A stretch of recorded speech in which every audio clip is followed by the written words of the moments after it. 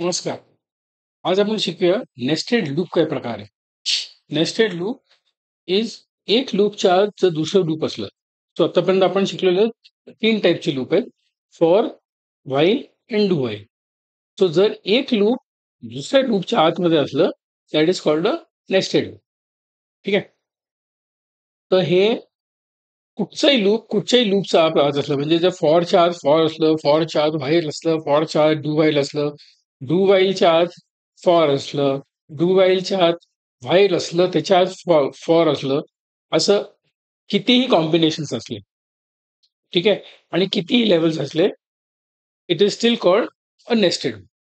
ठीक आहे. तर आता आपण हा आपण प्रॉब्लेम सॉल्व्ह करायला बघूया.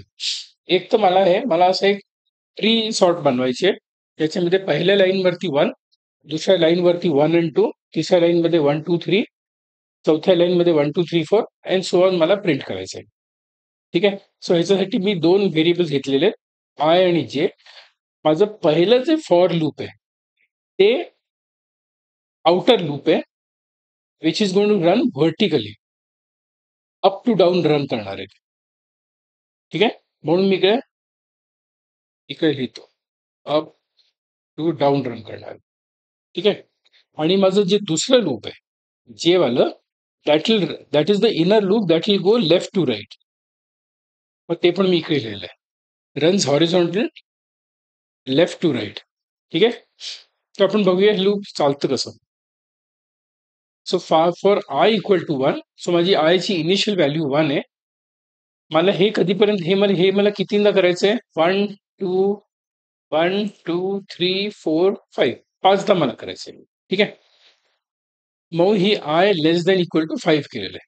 ठीक आहे. त्याच्या आतमध्ये मी अजून एक लूप टाकतो, where I am saying J equal to 1 आणि till the time J is less than equal to I. ठीक आहे. सो ह्याच्यामध्ये हे लूप एकदा चालेल, ह्याच्यामध्ये हा लूप दोनदा चालेल, ह्याच्यामध्ये हा लूप तीनदा चालेल, ह्याच्यामध्ये चारदा आणि ह्याच्यामध्ये पाचदा चालेल. It is going run like this. हा जो आतला लूप आहे फर्स्ट टाइम एकदा चालणार आहे, बिकॉज आय पण एक आहे आणखी जे पण एक आहे. सो फर्स्ट टाइम फक्त एकदाच प्रिंट करणार आहे. नेक्स्ट टाइम व्हॅल्यू जे ची विल बिकम 2 आणि is 2 less then equal to 1. No, it is greater. म्हणून तो लूपमधून बाहेर येईल, स्लॅश एन करेल. स्लॅश एन म्हणजे it will go to the next line, इकडे येऊन थांबेल, परत वरती जाईल, परत it will basically take this loop and it will start and it will print this. So next लूपमध्ये it will do this 2 times, कारण आयची व्हॅल्यू 2 झाली आहे आणि जे ची value is 1. So first time 1 print करेल, नेक्स्ट टाइम 2 प्रिंट करेल. ठीक आहे. असं करत करत तो हे लूप प्रिंट करेल. सो इकडे लेट्स रन द कोड आणि सी काय आन्सर येतो आपलं. ठीक आहे.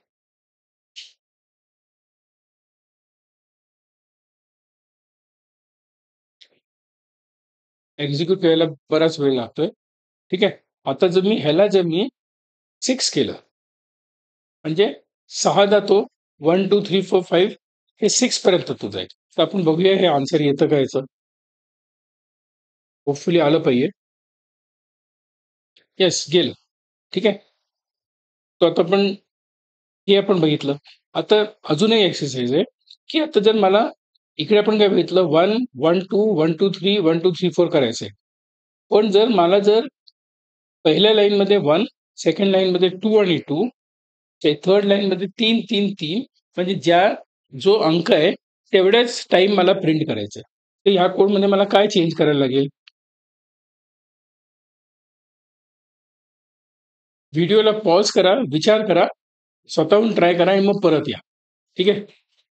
तर तुम्ही आता अनपॉज केला असेल तर इकडे मला जेच्या जागी जर मी आय प्रिंट केलं, आयचीच व्हॅल्यू आहे ना ही जी वरतून खालती जाते, हे जर मी प्रिंट केलं तर हा खालचा वाला जो पिरामिड आहे एकाच वन साइडेड, तो मला प्रिंट झालेला दिसेल. लेट्स सी याचा आन्सर काय येतो.